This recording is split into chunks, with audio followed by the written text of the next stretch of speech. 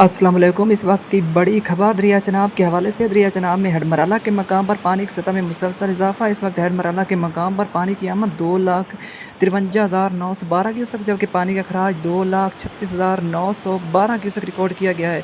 Head Khan کی barrage پر پانی کی آمد 1,27,717 کیوسک ہے جبکہ اخراج 1,20,867 کیوسک ہے۔ ہیڈ قادر آباد پر اس وقت پانی کی آمد 1,58,539 کیوسک جبکہ اخراج 1,43,539 کیوسک ریکارڈ کیا گیا۔ چنیوٹ کی مقام پر پانی کی آمد اور اخراج 1,04,139 کیوسک ہے۔